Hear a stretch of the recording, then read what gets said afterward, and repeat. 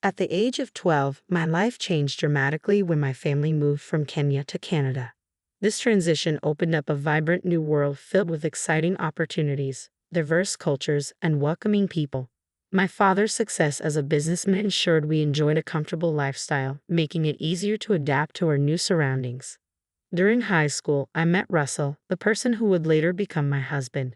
Our relationship had its share of ups and downs over the years, but by the time I turned 22, we decided to take the leap and get married.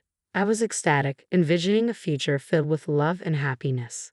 However, one significant hurdle lay ahead: Russell's mother, Doris, who was openly opposed to our marriage plans. I couldn't shake the feeling that her objections were partly rooted in my Kenyan heritage. Doris often made subtle, unsettling comments that left me feeling unwelcome. In contrast, Russell remained unfazed by the tension. He cherished our relationship and valued me for who I was rather than my background. Despite his mother's disapproval, he consistently affirmed his commitment to us. Our wedding day was emotionally complex. While I was thrilled to marry Russell, the shadow of Doris's disapproval loomed over us. Determined to focus on our love, I tried to ignore the negativity. In the days that followed, Doris's disdain became more pronounced. She frequently made disparaging remarks about my culture, which was painful. Despite my desire for a harmonious relationship with her, it seemed increasingly unattainable. Russell attempted to bridge the gap between us, promising to address the issues with his mother. Torn between his love for both Doris and me, he did his best to mediate, but the atmosphere remained tense.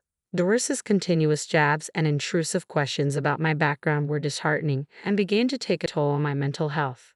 Despite these challenges, Russell and I focused on building our life together, moving into our own place, and pursuing our careers. However, Doris's persistent disapproval cast a shadow over our happiness, leading to a point where her remarks became unbearable. I had always prided myself on staying calm and treating everyone with kindness, but eventually Doris's hurtful comments pushed me too far. In a moment of frustration, I raised my voice for the first time. "Doris, I've truly had enough of your incessant comments. They're tiresome." "Oh, I'm just expressing my opinions. There's no need for you to be so defensive," she replied. "It feels like you're relentlessly targeting me because of my background. I deserve the same respect as anyone else. I'm not trying to offend, but you seem overly sensitive about everything." "This isn't about sensitivity, it's about respect. I am your daughter-in-law and should be treated with kindness and understanding. Perhaps if you tried to fit in a bit more, I wouldn't need to make these remarks." Fit in. I've been part of this community for years. This is my home, too. I shouldn't have to alter who I am just to appease you. And just so you know, I never sought your permission to marry your son, nor did I wish for it. I know you had different plans for him. That's unfair. We love each other, and that should matter to you. If only you were from a more traditional background, perhaps I'd be more accepting. I don't need your acceptance. I take immense pride in my heritage and refuse to let you belittle me for it. Your prejudice is your burden to bear. Well, maybe things would have been simpler if you'd married someone from your own culture. That's irrelevant. We are married, and you need to accept that. Your ongoing disapproval is causing us pain, and I won't allow you to dampen our happiness. I never expected you to speak to me like this. Why are you being so aggressive? Perhaps you never anticipated that I would stand up for myself. I'm done trying to please you. If this is how you feel, it might be best for us to keep our distance." "That suits me just fine," she replied. "I deserve to be surrounded by people who respect and appreciate me for who I am." "You're being unreasonable." "No, I'm simply tired of being mistreated. I'm part of your family now, whether you like it or not, and it's time you start treating me that way. If you can't manage that, then maybe it's better for us to maintain some space." "Suit yourself," she said coldly. "I will, and I hope you take some time to reflect on how your actions affect your relationship with your son," I retorted, deciding it was time to leave. "Perhaps when you're ready to treat me with the respect I deserve, we can talk again. Until then, take care." I left the room, feeling a tumultuous mix of anger and sadness. Confronting Doris had been difficult, but standing up for myself was necessary. From that moment, I knew our relationship might be irreparably damaged. Yet I felt confident in my decision. I deserved respect and would no longer tolerate subtle jabs or hurtful comments. My focus had to remain on my marriage and building the joyful life with Russell, regardless of Doris's disapproval. When I shared the details of our confrontation with Russell, he surprised me with his unwavering support. He even told his mother that she needed to treat me with respect. However, the situation escalated dramatically when Doris threatened to disown him, shocking both of us. I could see the pain in Russell's eyes. His mother's willingness to cut him off for defending his wife was heartbreaking.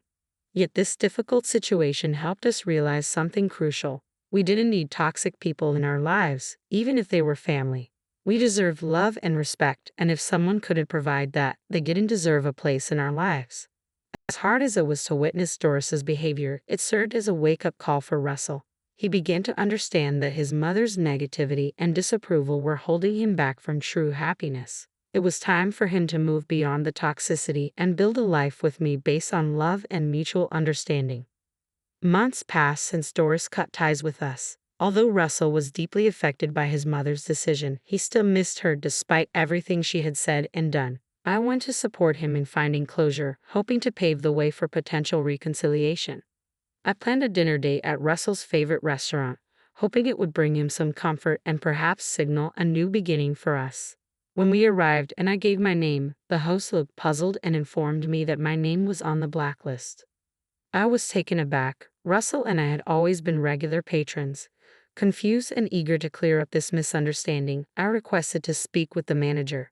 To our astonishment, the manager emerged, revealing herself to be none other than Doris. During the months we hadn't seen her, she had taken on a new role. Managing this very restaurant, Applebee's, our favorite spot, it felt too calculated to be a mere coincidence, and a wave of shock and disbelief washed over me at her pettiness. Well, what do we have here? I never thought I'd see the day when you two would show up at my restaurant.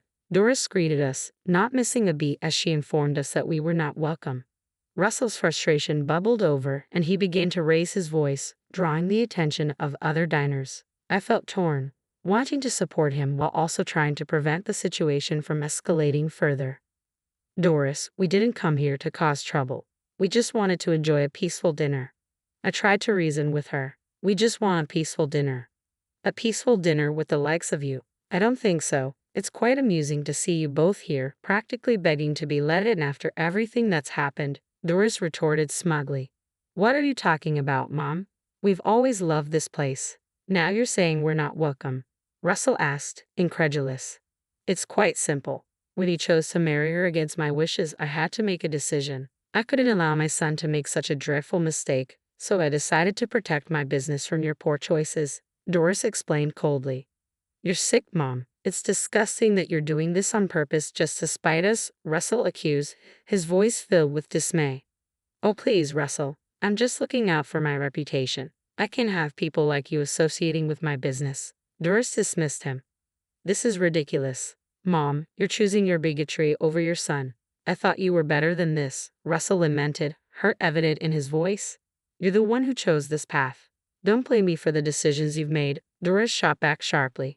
As she spoke, all eyes in the restaurant were fixed on us, casting an uncomfortable spotlight on the confrontation. It was deeply embarrassing to be escorted out of Applebee's, a place we had once enjoyed so freely.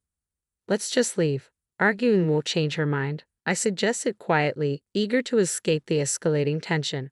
You're right, Janice. It's not worth it, Russell replied, disappointment etched on his face. And don't come back. No one wants you here, Doris called after us, her voice dripping with disdain. Once outside, we wandered aimlessly down the street. Russell was clearly upset, so I encouraged him to open up about his feelings, especially regarding Applebee's. Let it all out, Russell. How are you really feeling? I know this place meant more to you than just a restaurant. Applebee's was where my dad and I bonded. We'd sit by the window, order our favorite meals, and just talk for hours about everything. It's where we connected, he explained, his voice heavy with loss. That sounds so meaningful, and I can't believe Doris would use it to hurt you like this.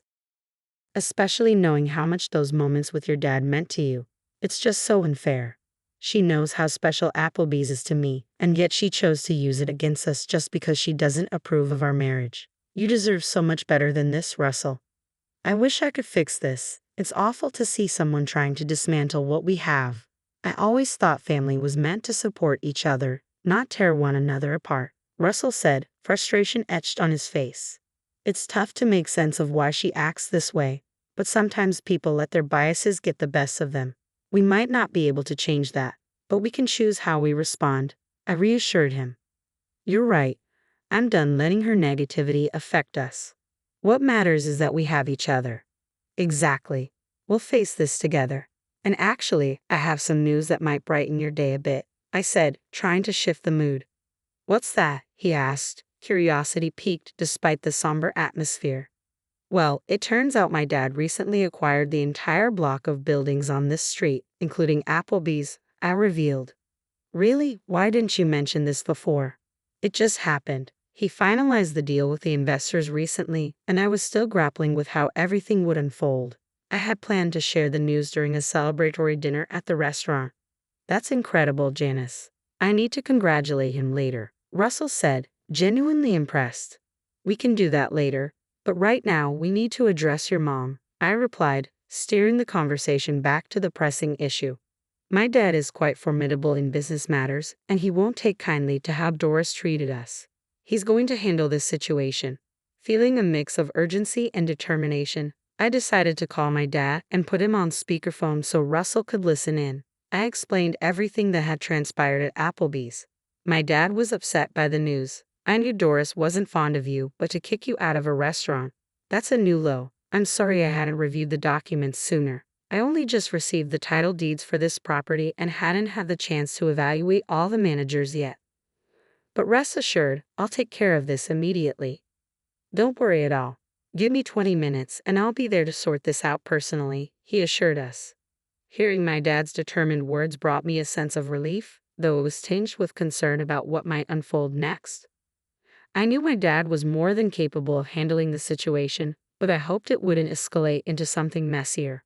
He wasn't someone to be trifled with, especially in business, and he firmly believed in treating customers with fairness and compassion. So Russell and I waited nervously outside Applebee's, trusting that my dad would resolve the issue appropriately.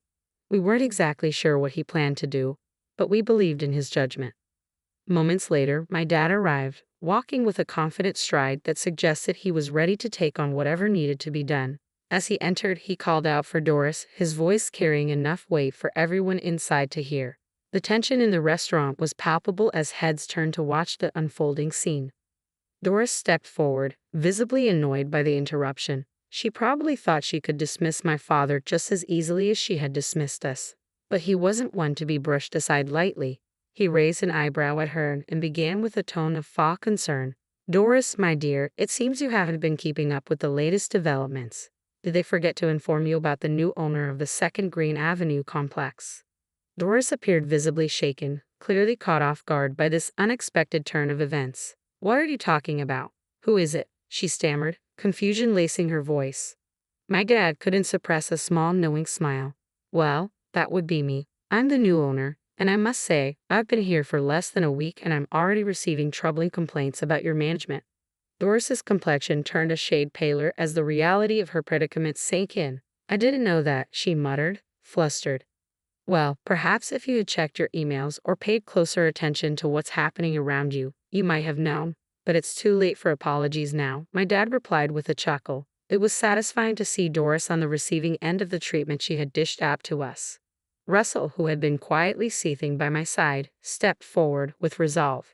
You had no right to treat us, or anyone, the way you did, especially Janice. We've always known you harbored ill will, but as someone in charge of a public establishment, you should have been the first to understand that discrimination based on personal prejudices is unacceptable. You've clearly violated that principle, and I don't think you're fit to manage this place. Now, desperate, Doris pleaded. Wait, I'm sorry. I pointed out to Doris, even if you didn't know he was the owner, you should have treated all customers fairly without letting your personal biases interfere. Please, let's discuss this privately. Doris attempted to salvage the situation. There's no need, my dad interjected, his voice ringing loud enough for everyone to hear.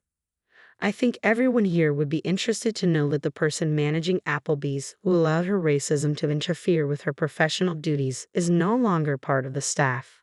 The murmurs in the restaurant grew louder, fueled by the unfolding drama. Doris, utterly embarrassed, could only stand in silence as the reality of her actions sank in. Russell and I watched, relieved that justice was being served. We felt a surge of relief and triumph, finally receiving some reparation after enduring Doris's harsh treatment for so long.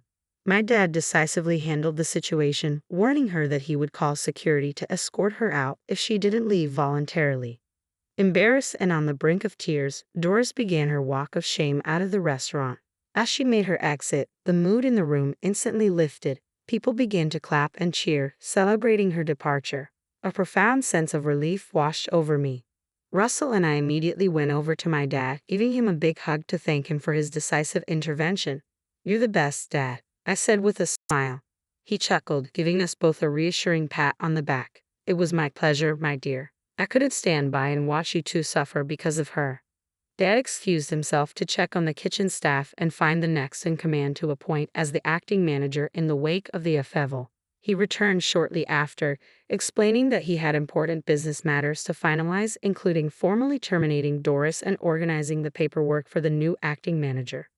"Okay, my work here is done for now. You two enjoy your meal in the house," he said, signaling for us to take a seat and relax.